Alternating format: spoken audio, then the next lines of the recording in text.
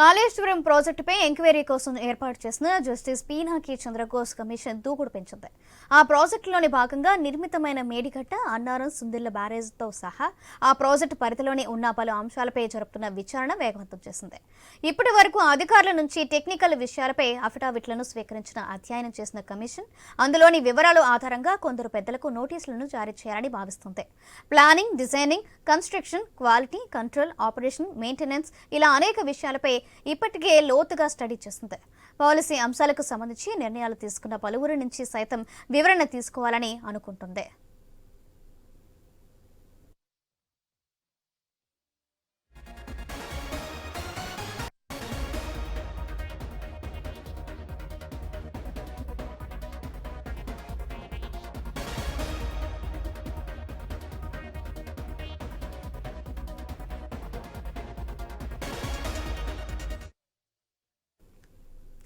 ఇందులో భాగంగా కొందరు పెద్దలకు నోటీసులు జారీ చేసే దిశగా కసరత్తు జరుగుతున్నట్లు సమాచారం.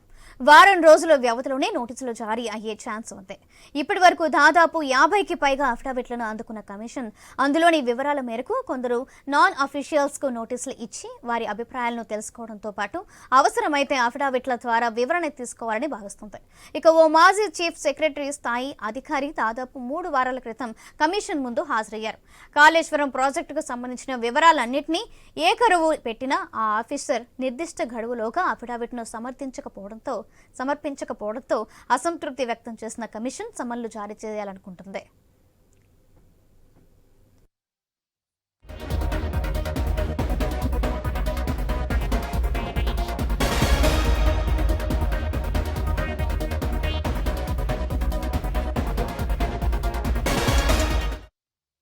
అఫిడవిట్లో ప్రస్తుత అధికారులు, రిటైర్డ్ అయిన ఆఫీసర్లు అభిప్రాయాలు, వివరాలకు అనుగుణంగా క్రాస్ ఎగ్జామినేషన్ ప్రాసెస్ సైతం త్వరలోనే ప్రారంభించాలని కమిషన్ భావిస్తున్నది. అవసరమైతే ఆ ప్రక్రియలో నాన్ అఫీషియల్స్ ను సైతం భాగస్వాములను చేసే ఛాన్స్ ఉన్నట్లు కమిషన్ వర్గాల నుంచి వచ్చిన సమాచారం. మరోవైపు టెక్నికల్ అంశాలపై క్రాస్ ఎగ్జామినేషన్ ప్రక్రియను ప్రారంభించడానికి ముందే ఎన్డీఎస్ఏ పూణే టెక్నికల్ నిపుణుల బృందం రాష్ట్ర విజిలెన్స్ డైరెక్టర్ జనరల్ నుంచి వచ్చే ఫైనల్ రిపోర్టుల కోసం ఎదురుచూస్తుంది. ఇప్పటికే అవి ఇచ్చిన ప్రాథమిక రిపోర్టులను క్షుణ్ణంగా అధ్యయనం చేసింది. తుది నివేదికల్లోనే చేసే సిఫార్సులపై స్టడీ చేయాలనుకుంటుంది.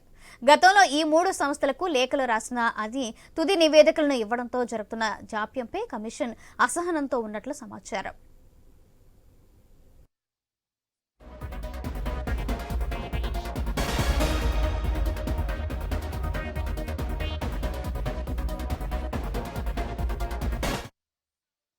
గతంలో తుమ్మిడిహట్టి దగ్గర ప్రాణహిత చేవెళ్ల ప్రాజెక్టును నిర్మించాలన్న ఆలోచన ఉన్నప్పటికీ అక్కడి నుంచి మేడిగడ్డకు మార్చాలనే ప్రతిపాదనలోని భాగంగా బీఆర్ఎస్ ప్రభుత్వం రిటైర్డ్ ఇంజనీర్లతోటి ఫేవ్ మెయిన్ కమిటీని ఏర్పాటు చేసింది. ఆ కమిటీలోని ఒకరు అనారోగ్య కారణాల రీత్యా ఇంకా అఫిడవిట్ సమర్పించలేదు. టెక్నికల్ అంశాలపై క్రాస్ ఎగ్జామినేషన్ కు ముందే నాన్ అఫీషియల్స్ అభిప్రాయాన్ని కమిషన్ స్వీకరించాలనుకుంటుంది. వారికి నోటీసులు ఇచ్చిన తర్వాత ఆశించిన తీరులో సహకారం అందినట్లయితే ఎలాంటి వైఖరి తీసుకోవాలన్న దానిపై కమిషన్ లోతుగా ఆలోచిస్తుంది. రాష్ట్ర ప్రభుత్వం అప్పగించిన టాస్క్ లో భాగంగా టర్మ్స్ ఆఫ్ రిఫరెన్స్ పరిధిలోని లోబడి ఆర్థిక అంశాలపైన నిశితంగా పరిశీలించడం మొదలుపెట్టింది. 3 బ్యారేజీలతో సహా సబ్ కాంట్రాక్ట్ వ్యవస్థ ఉన్నట్లు ఇప్పటికే గుర్తించింది. అయితే మెయిన్ నిర్మాణ సంస్థకు ప్రభుత్వం నుంచి విడుదలైన నిధులు అక్కడి నుంచి సబ్ కాంట్రాక్టర్ల ఖాతాలోకి చేరుకున్న గుణాంకాలను సైతం సేకరిస్తుంది. దీనికి కొనసాగింపుగా పాలసీ నిర్ణయాలు తీసుకున్నదనే కోణం నుంచి ఎంక్వైరీని ముమ్మరం చేయాలనుకుంటుంది.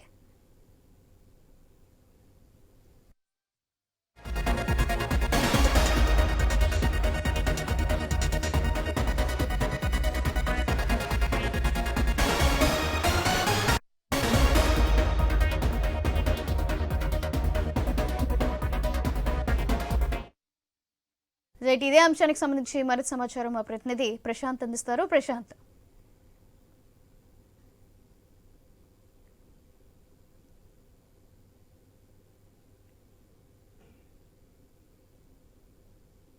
పినాకి ఘోష్ కమిటీ ఏదైతే రాష్ట్ర ప్రభుత్వం నియమించిందో ఆ రాష్ట్ర ప్రభుత్వ కమిటీ తుది నివేదిక కోసం ఇప్పటికే గత ప్రభుత్వంలో ఉన్నటువంటి పెద్దలకు సంబంధించినటువంటి కొంతమంది ఎవరైతే ఈ నిర్మాణ భాగస్వాములుగా అధికారికంగా ఉన్నారో వాళ్ళందరికీ కూడా నోటీసులు ఇచ్చి వాళ్ళ నుంచి నేరుగా విచారణకు కోరి వాళ్ళ దగ్గర నుంచి ఇటు లిఖిత పూర్వకంగా అటు ఆధారాలతో సహా అప్పుడు రీడిజైన్ పేరుతోటి జరిగినటువంటి ఏవేవైతే చర్చలు ఉన్నాయో ఆ చర్చలకు సంబంధించి పూర్తి నివేదికను కులంకుశంగా చర్చిస్తున్నారు. ఇప్పటికే అటు ఏదైతే కాళేశ్వరం ప్రాజెక్ట్ లోనే అటు అన్నారం, సుందిల్లా, లక్ష్మీ బ్యారేజీలు ఈ 3 బ్యారేజీలను కూడా క్షుణ్ణంగా ఇప్పటికే 3 పర్యాయాలుగా ఈ యొక్క నిపుణుల కమిటీతో సహా జస్టిస్ పినాకిల్ ఘోష్ కమిటీ మొత్తం కూడా క్షుణ్ణంగా పరిశీలించారు. అటు బ్యారేజ్లు కావచ్చు, ఇటు పంప్ హౌస్లు కావచ్చు, అక్కడ నిర్మాణానికి సంబంధించినటువంటి జరిగినటువంటి లోపాలు కావచ్చు, అక్రమాలు కావచ్చు, వాటికి సంబంధించినటువంటి అక్కడ జరిగినటువంటి ఇటు ఏజెన్సీల పనితీరు కావచ్చు, అటు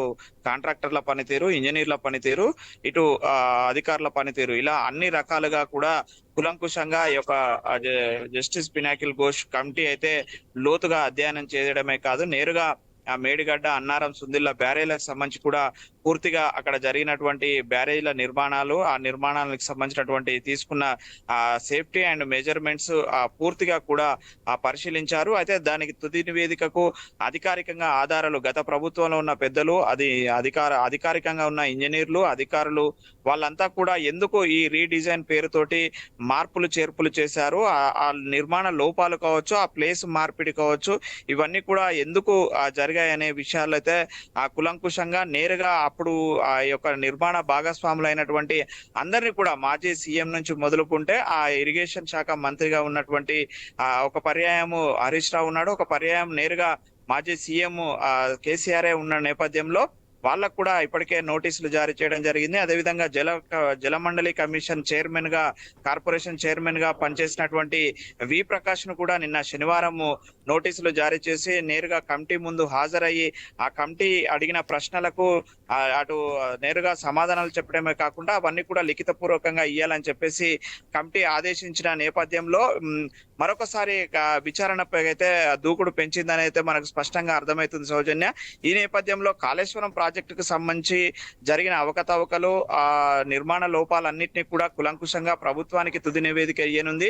మరోవైపు అటు ఎన్డీఎస్ఏ బృందం, నేషనల్ డ్యామ్ సేఫ్టీ అథారిటీ వాళ్ళు కూడా ఇచ్చినటువంటి కీలక ఆధారాలు ఏవైతే ఉన్నాయో వాటి అన్నింటినీ కూడా తుంగలో తొక్కి ఈ యొక్క నిర్మాణాలు జరిపారనేది అయితే స్పష్టంగా గుర్తించారు. అయితే ముఖ్యంగా ఏదైతే కాళేశ్వరం ప్రాజెక్టుకు ఆ గుండెకాయ లాంటి ఈ యొక్క బ్యారేజీ ఏదైతే మేడిగడ్డ బ్యారేజీలో కుంగుబాటుకు గురైనటువంటి 7th బ్లాక్ లోని 18, 20, 21 ఈ యొక్క 3 బ్యారేజీ నిర్మాణ లోపాలను అయితే స్పష్టంగా గుర్తించడమే కాకుండా వాటిని పూర్తిగా అధ్యయనం చేసి ఆ నిర్మాణ లోపాలకు గల కారణాలు, అక్కడ నాణ్యతా ప్రమాణాలు పాటించకపోవడమేనా, లేదంటే అక్కడ సాయిల్ టెస్ట్ చేయకుండా ఎన్డీఎస్ఏ రిపోర్ట్లను తుంగలో తొక్కి కట్టడమే ఈ లోపాలకి కారణం అనేది కూడా స్పష్టంగా అక్కడ ఇప్పటికే 2 పర్యాయాలు దానికి విజిట్ చేసి రిపోర్ట్ తయారు చేస్తున్నారు సౌజన్య. మొత్తానికైతే కాళేశ్వరం ప్రాజెక్టు పైన తుది నివేదిక కోసం ప్రభుత్వానికి సమర్పించడం కోసం అయితే పినాకిల్ ఘోష్ కమిటీ మాత్రం అయితే దూకుడు పెంచి విచారణ అయితే వేగవంతంగా కొనసాగిస్తున్న పరిస్థితి ఉంది Sowjanya. Right, thank you Prashanth.